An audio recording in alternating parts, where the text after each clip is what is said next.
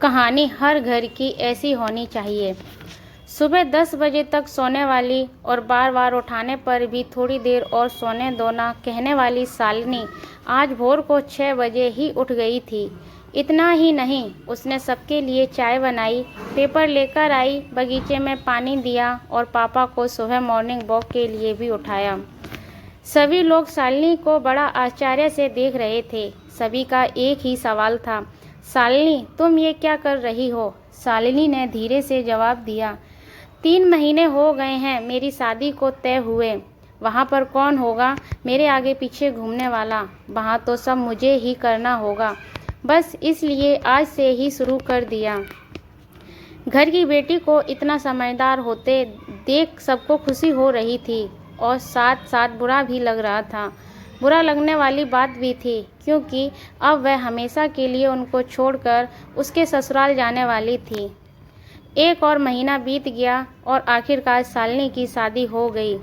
वह अपने ससुराल आ गई। सुबह समय पर जाग पाएगी या नहीं, इसी विचार में वह रात भर सो नहीं पाई। सुबह होते ही उसने नहाया और किचन की ओर खाना बनाने की तैयारी करने लगी। वह सोचने लगी कि आज खाने में क्या बनाया जाए जो बड़े और बच्चों दोनों को पसंद आ जाए। तभी पीछे से एक मीठी सी आवाज़ आई।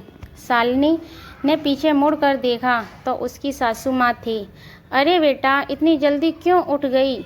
शादी की भागदौड़ में थक गई होगी, ऊपर से घरवालों की याद भी आती होगी और मैं जानती हूँ रात को ठीक से सो भी नहीं पाई होगी।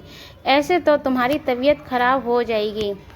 शालिनी मन ही मन सोचने लगी, मेरी सासू माँ तो बिल्कुल वैसी नहीं है जैसी मैंने सोचा था। मैं तो डर के मारे कितने दिनों से सुबह उठने की प्रयास कर रही थी।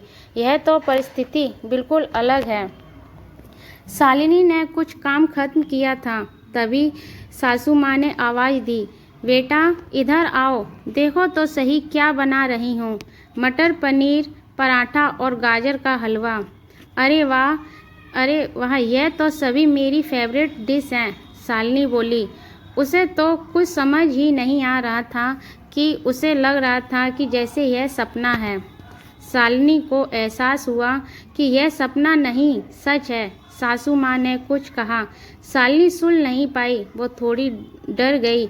उसे डरा हुआ देखकर सासू माँ ने कहा, शालिनी जरा इधर तो आओ, यहाँ तो बैठो, मेरी बात ध्यान से सुनो और समझो। शादी मतलब लड़की की परीक्षा नहीं होती। तुम्हारी शादी सिर्फ मेरे लड़के से नहीं हुई है।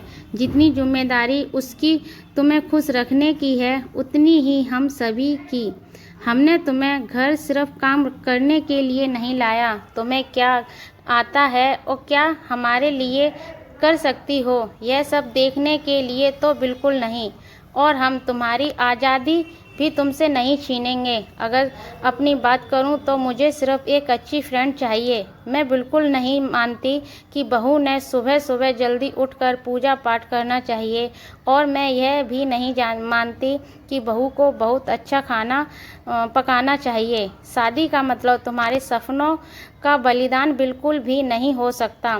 बल्कि मैं तो यही कहूँगी, शादी का मतलब तुम्हारे सपनों और ज़्यादा ऊंची उड़ान लेना होना चाहिए।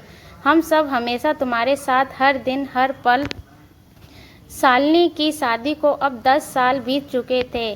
इन 10 सालों में सफ़र में उनसे जो अनमोल रिश्ते कमाए थे, उनमें से एक थी माँ। जी हाँ, वही सासू माँ जो अब उसकी माँ बन चुकी थी। शालिनी ने अपने जीवन में काफ़ी उतार चढ़ाव देखे, लेकिन उसके मन में यह एक सोच बहुत पक्की बैठी हुई थी कि अब भी उसके लड़के की शादी होगी और वह घर में बहू लाएगी तो वह भी अपनी सासू माँ की तरह ही बनेगी, अपनी बहू के साथ वही व्यवहार करेगी। टीवी सीरियल में सासू माँ को दिखाया जाता है, वही वास्तविकता है। एक बिल्कुल नहीं। समय के साथ लोग बदलते हैं, लोगों को विचार बदलते हैं। कुछ गलत लोग जरूर जीवन में आते हैं, लेकिन सभी गलत हों ऐसा ज़रूरी नहीं। आखिर मैं यही कहूँगा कि बहू मतलब बेटी ही होती है।